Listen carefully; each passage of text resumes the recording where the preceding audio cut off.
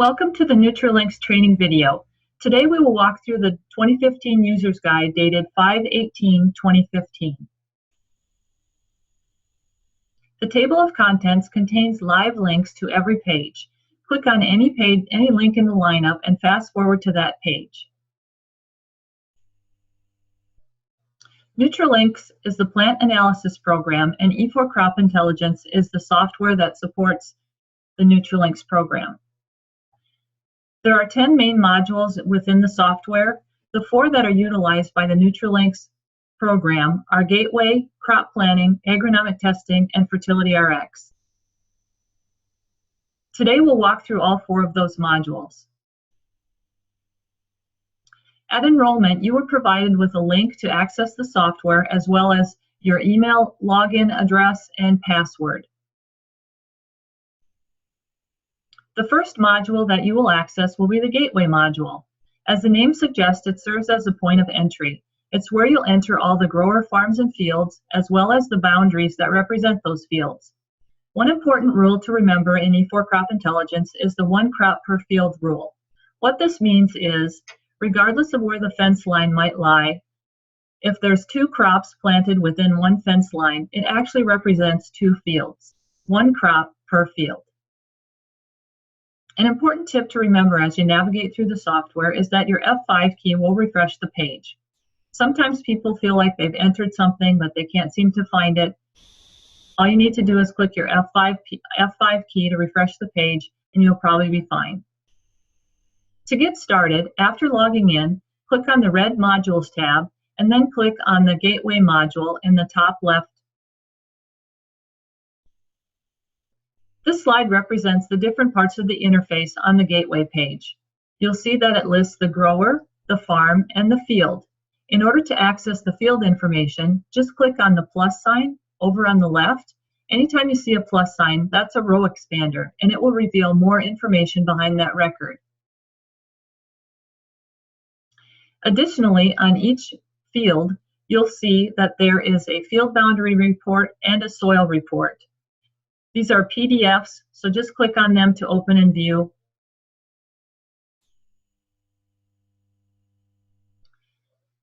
Each module contains similar tools. This is illustrating the filtering tool. To use the filtering tool, click on the little arrow and the tool will appear. You can filter by grower, by farm, by year, or by crop. So let me explain how that works. As the software opens, as the module opens, it will include all of the information. If you want to drill that down and narrow up your search so you don't have to sort through all that information, use the filtering tool to narrow your search. After you've entered your search criteria, just click refresh and it will narrow down your search. To get started, you'll need to enter your grower farms and fields. To do this, from the Gateway module, click on the Actions menu, and then click on the link that says Add New Grower and Farm. A blank entry window will pop up. Fill in the grower information. Anything with a red star is required information. On the right is the farm information. Again, anything with a red star is required information. In this case, it's the name of the farm. Sometimes people want to track an alias or an FSA number, so you can enter that information if you want to. When completed, click Save. This will return the user to the Gateway dashboard. And here we can see that Ned Phillips, our grower, and the Smithland farm have been added to our Gateway field inventory page. We do not have any acres entered yet. The next page will go through a similar process. However, this time we don't need to add a grower because our grower Ned Phillips is already in there. But we'll add an additional farm to Ned Phillips' lineup. To do that, we're going to put a check mark in the box in front of the line that has Ned Phillips' name on it. This indicates to the system that the farm we want to add belongs to Ned Phillips, so the system knows where to add the additional farm. After putting a check mark in the box, click on the Actions tool and then click on the link that says Add New Farm to Selected Grower. In the event that you get the error message shown in the bottom right corner, it probably means that you forgot to put the check mark in the box. So just put the check mark in the box and then click the link to add new farm to selected grower again, and you'll be fine. Similar to before where we added the grower, you'll get a text box, and this time just add the farm information. When completed, click Save. Toward the bottom of the screen now, we can see that Ned Phillips, our grower, has 4 farms in his lineup.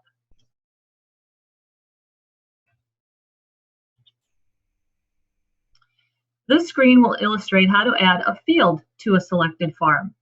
So similar to before, put a check mark in the box that represents the farm that you want to add a field to. Then from the Actions menu, click Add New Field to Selected Farm. Similar to before, a text box will appear and you'll have to name the field. Anything with a star is required. For acres, you can put a placeholder in there. There has to be some kind of a numerical value, but keep in mind that acres number will be updated when we import the boundary. This is a great opportunity to enter the current year crop. The current year crop must be entered in order to create a plant tissue work order, which we'll walk through later in this session. When completed, click Save. This will return the user to the Gateway Dashboard Field Inventory page. And now we can see that this farm and the 10 acres that we represented are in the lineup. One thing that's new is the field ID. This is a system-generated number, and each field that's in E4 Crop Intelligence has a unique field ID. Anytime you see a red Edit button, it means that record could be edited if necessary. Just click on the Edit button, and when the box pops up, you can edit any of that information. Perhaps you spelled somebody's name wrong, or maybe they told you that it was a corn for 2015 and it should be soybeans or something. After making any changes, click Save. The one thing that cannot be changed is the field ID. Once that system-generated number is assigned to that field, it cannot be changed, but anything else can. Click Save. So now let's talk about boundaries. There's 2 different ways to get a boundary into E4 Crop Intelligence. The first way is through a shapefile, and the second way is using an aerial map service. Through the aerial map service, you can actually select an existing boundary if you think it's correct. Otherwise, you can draw a boundary from the aerial map service as well. The next slides will walk us through how to get a boundary. Still on the Gateway Dashboard, the Field Inventory page, open up the link to reveal the field information, in this case, the North Meadow. Follow that line over to the right, and there's a blue word that says Add. That's a link. Click on the link, and you'll get this Add Map box. There you'll have to decide whether you're going to add the boundary through the aerial map service or the shapefile. The first example will walk us through how to get that boundary using a shapefile.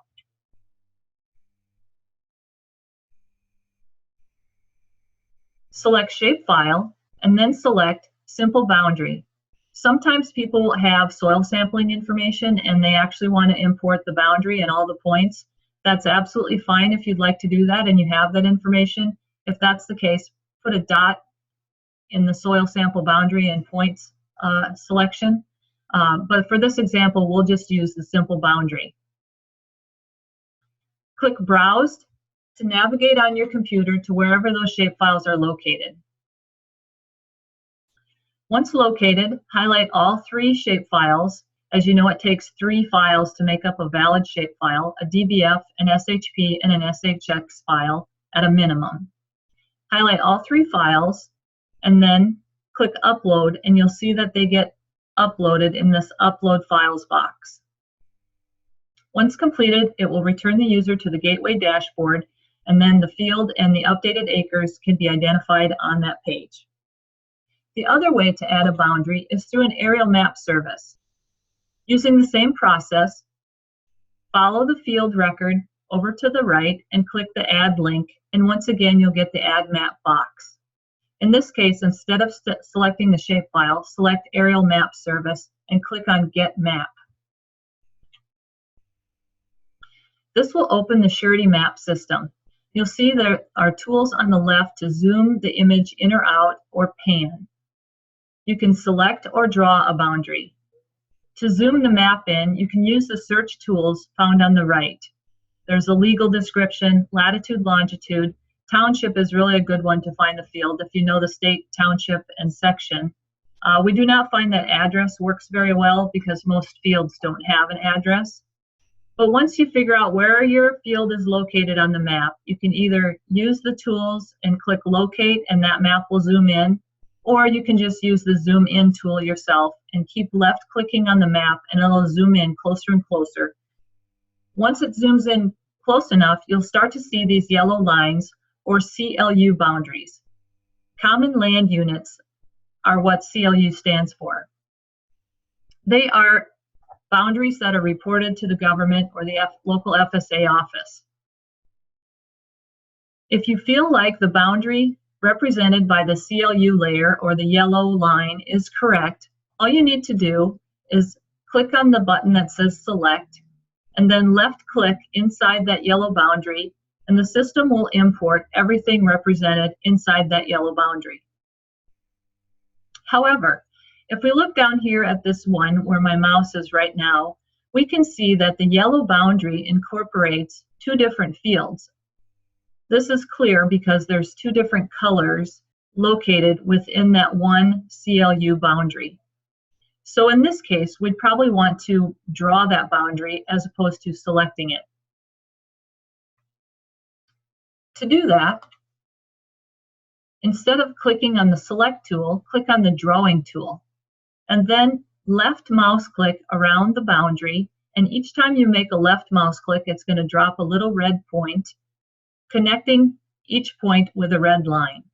This outlines the boundary that we're going to import, as opposed to selecting it, which would have taken everything inside that yellow boundary, and clearly there's two different crops in there. Once you get back to where you started, double click to close the polygon, and then just like before, click Preview Order, and it will identify what you're about to import with a yellow line, and it will give you the number of acres that represents. If that's correct, click Proceed, and it will return you to the Gateway Dashboard Field Inventory page. And now we can see that the acres have been updated. In addition, as soon as we get a boundary, we also get the Field Boundary Report and the Soil Type Report. Use this process to enter all of your grower farms and fields.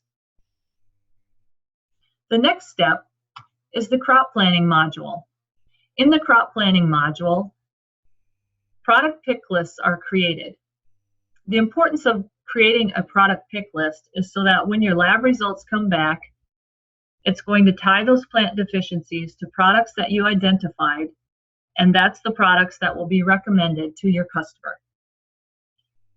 To get to crop planning, once again, click the Modules tab and then click on the icon that says Crop Planning. This page opens by default to the Crop Plan dashboard, but to set up a pick list, you actually need to be in the Manage Chemicals and Nutrients page. So click on that link. This is an overview of the page.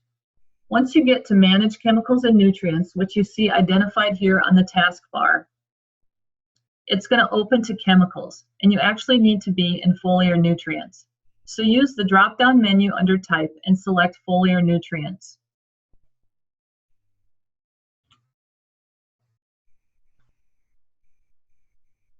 As the page opens, you may see something that says no data to display. What that means is, because it opens by default to selected products only, if you have not yet set up your product pick list, it's going to say no data to display. So in that case, navigate to the All Products button, and you'll see a list of all the products in the system. It's just as simple as putting check marks in the boxes for each product that you want recommended anytime there's a deficiency. So put check marks in front of the products and then navigate from the All Products button back to the Selected Products Only button in the upper right corner.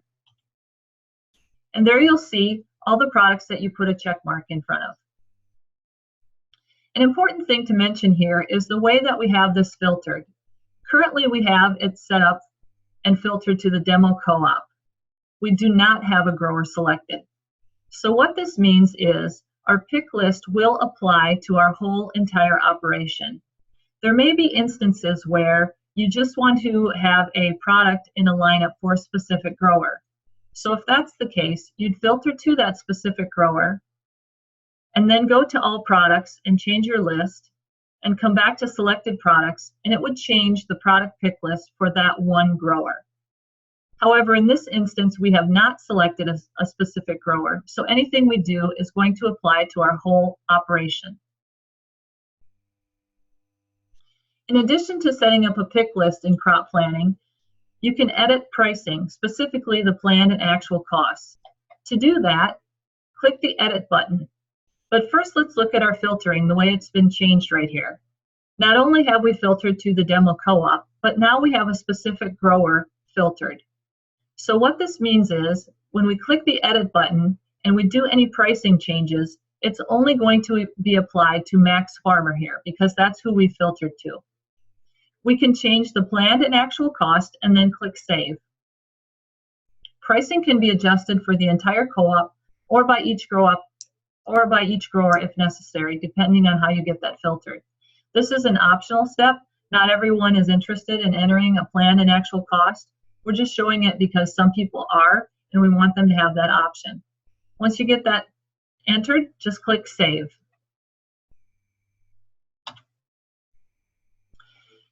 So let's think about what we've done so far. We've entered our grower, farm, and field.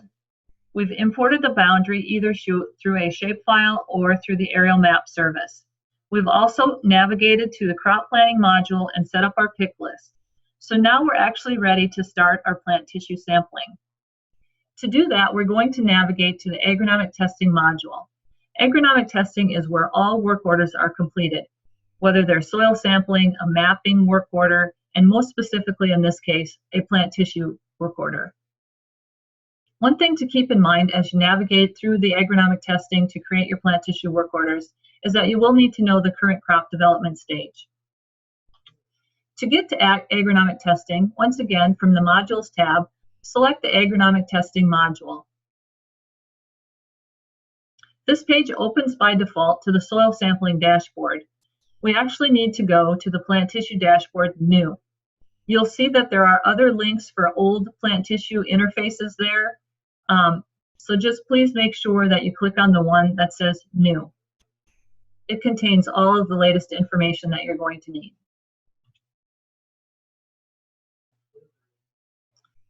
Once inside the plant tissue dashboard, click on the Filters menu and enter any grower that you want to create a plant tissue work order for. In this case, we're going to follow our friend Ned Phillips all the way through. Once we filter to that specific grower, click Refresh. And now we can see that all of Ned Phillips' information has been brought into focus. We can see Ned Phillips, the grower, all of his farms, all of the fields on those farms, as well as the acres, prior year and current year crop, and location. The columns on the far right will be populated as work orders are created.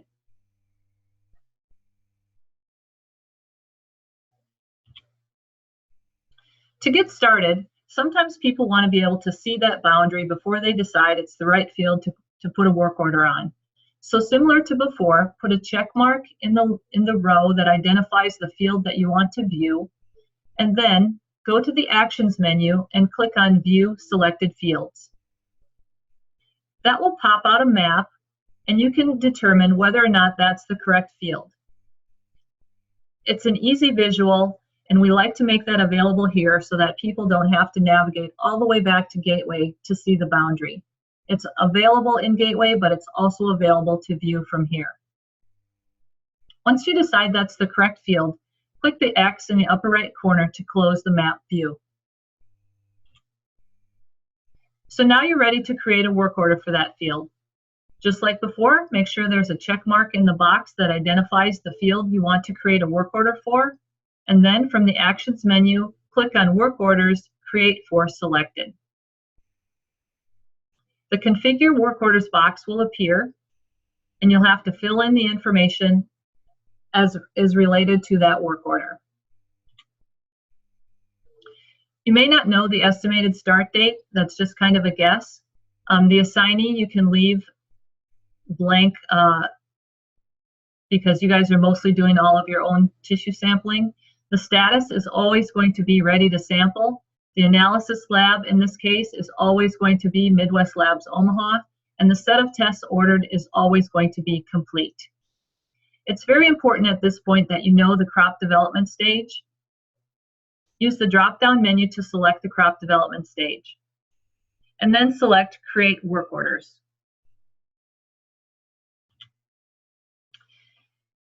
So let's take a minute and think about how this user's guide is laid out. It assumes that there's probably someone in the office, maybe office staff or an agronomist or something, who's familiar with all of your customers and who is going to participate in the plant tissue sampling program with Nutra-Links. It assumes that those work orders are going to be created in advance, and then later in the season, maybe field staff or interns or something are going to collect those plant tissue samples. We know that sometimes it doesn't happen in this order. I'm just saying that that's how this user's guide is laid out. Once the Create Work Orders button is clicked, you'll return to the dashboard, and then use the row expander to open that row, and then click on the link that says Open. This is going to open the plant tissue work order box. At this point, we need to decide how many plant tissue samples are we going to collect from that one field. Click on the button that says Click to enter sample locations. There you will get a box, and you can put in the number of samples you intend to collect from that field. In this case, we're going to collect 4. You can use sample IDs of 1, 2, 3, 4 if you like.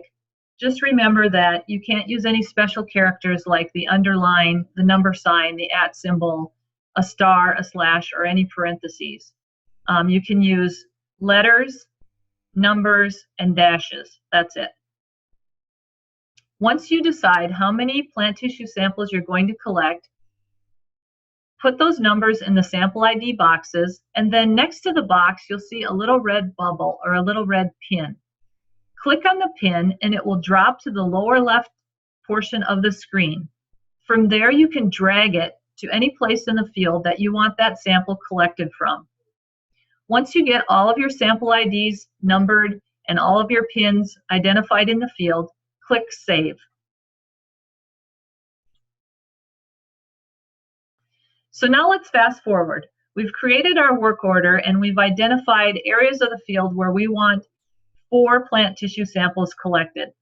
Maybe you're going to collect 1 in each field, maybe 2, 3. You can collect however many you want to, depending on how many plant tissue ID numbers you assigned and how many pins you placed in that field. So let's fast forward now and say that our summer interns have arrived and they're ready to go and collect those plant tissue samples. To access the work order that was created by somebody in the office, they're going to log into the software and navigate to the Agronomic Testing Plant Tissue Dashboard New, and then once again they'll click on that red open link to open that work order.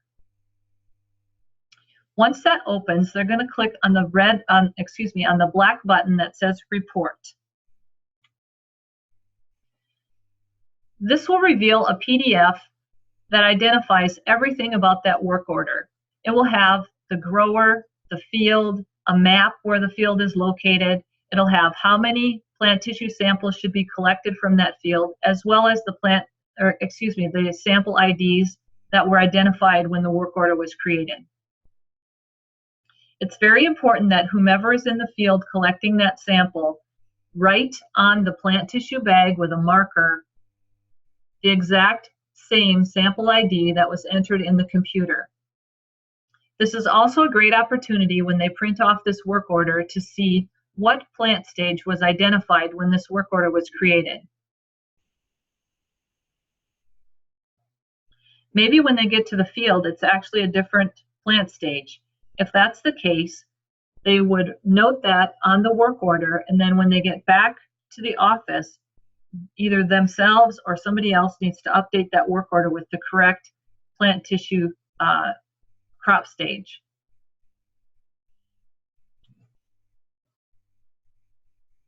When you go to click on the link, the PDF link to access that work order, if you get this error message, it probably means that you do not have Adobe PDF Viewer installed on your computer, or maybe it needs to be updated. For more information about Adobe PDF, you can click on this link at get.adobe.com reader. So now let's walk through a little bit of information about plant tissue sampling itself, specifically the collection and preparation of the sample. It's important that the sample is clean, so if it's got any kind of dust or residue on it, maybe kind of wipe that off with a dry brush. For stubborn residues, maybe a damp cloth would work better. The following slides give a little bit of information on actually how to collect the plant tissue sample, the number of leaves to collect, and from where on the plant to collect those leaves. We can do plant tissue sampling for corn, soybeans, wheat, and small grains. And follow the information on the screen there to collect the correct number of leaves, and make sure that you get those leaves in that plant tissue sampling bag, and write on the bag the correct sampling ID number, and verify that crop stage development. So now let's fast forward and assume that these samples have been collected. Now, whoever brought that information back from the field needs to perhaps update information in the system if they found that the crop stage was different, or if they wrote different sample IDs on the bag. So to do that, once again, from the Plant Tissue Dashboard New, we're going to click on that open link to access the work order, and then we're going to click to enter sample locations button. At this point, if they wrote something different on the plant tissue sampling bag that's going to the lab than what was entered into the computer, like maybe they wrote on the bag, I don't know, east of shed or by the creek or something, then whatever they wrote on that bag needs to be updated in the system. So they would replace whatever they wrote on the bag with what's written in the computer. Additionally, maybe they didn't collect the sample from this portion of the field in the lower left corner. Maybe it was flooded or something. They could drag that pin around so that would more closely represent where that sample was actually collected. Once you get all of the sample IDs and the pin locations updated, click Save. The next step is to edit the work order and actually complete the sampling process. The completion process is what's going to trigger everything else. So instead of the click to enter sample locations button, click the button that's red over on the right that says Edit. There you'll see the plant tissue completion box. Use the drop-down menu to select from the calendar the date that it was completed on. Entering the completed on date is what triggers everything else, including the submittal. This is also the last opportunity to correct the crop development stage. Once you get all of the completed on information and the crop development stage updated, click Save. After clicking Completed On and saving it, a brand new button will appear that says Submit to Lab. Click the Submit to Lab button, and then you'll see some green writing across the bottom of your screen that says the job was successfully submitted to Midwest Labs. There's no other way to get the Submit to Lab button than by entering the completion date. After you submit that to the lab and get the green writing, the lab is going to receive all the information about that work order electronically. Once the green writing appears, that button will turn into a Submittal Form button. Click on Submittal Form. From there, you'll get a PDF, an opportunity to view and open a PDF. It's very important that this PDF be printed off and sent to the lab in the shipment with the corresponding tissue samples. It's very important that the lab receives all of the paperwork with the corresponding tissue samples, and when it arrives, they'll use this bar scanner to scan that in, and it will match up with what was sent to them electronically. So as those plant tissue samples are analyzed and the results are posted, they'll come back to your account electronically. We've had instances where plant tissue samples arrive at the lab with no paperwork, and sometimes it's impossible to figure out where they came from or who those results belong to. So please try and remember that it's very important that each submittal form be printed off and placed inside the box with the corresponding sample. Once those samples arrive at the lab, it is a 3-day process for the results to come back.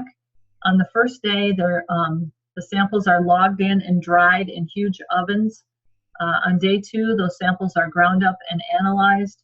Day 3 is for any kind of quality control and for electronically sending those results back.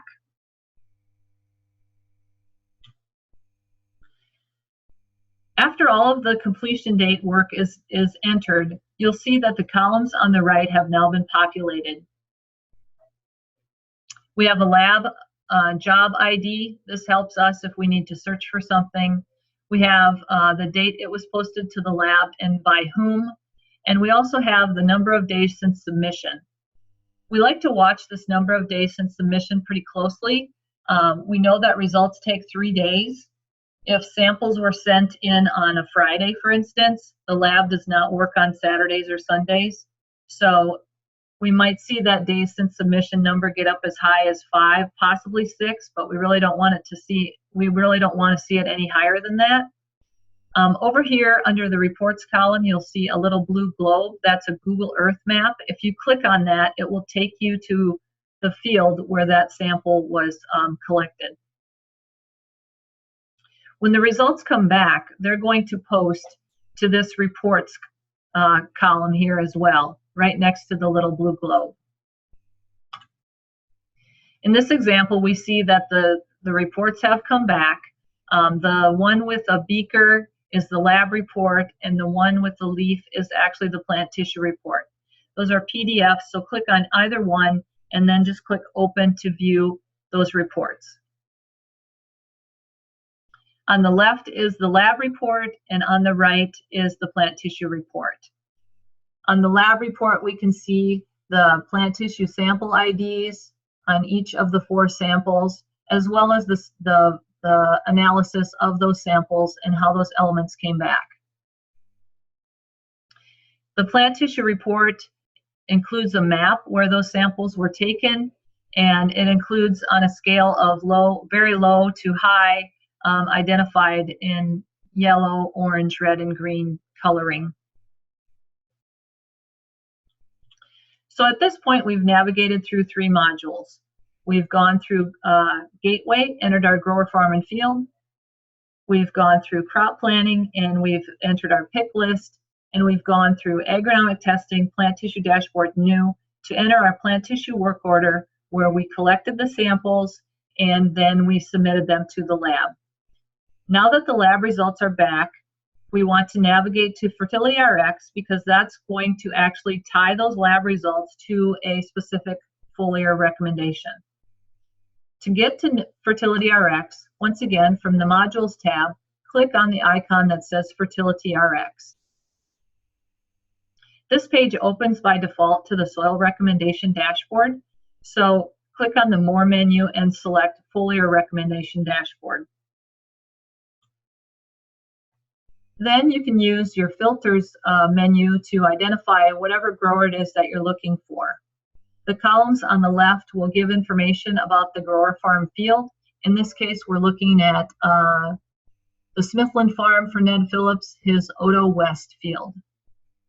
It's going to have the sampling date and the tests that were ordered. It will also show the sampling reports and the recommendations. One thing to note here is that the sampling reports shown in Fertility RX are exactly the same sampling reports that you can see in agronomic testing. Similar to being able to see that boundary map in more than one module, we'd like this to be a place where you can see all of your reports together. Your recommendation reports, your lab report, and your plant tissue report are all located on one dashboard.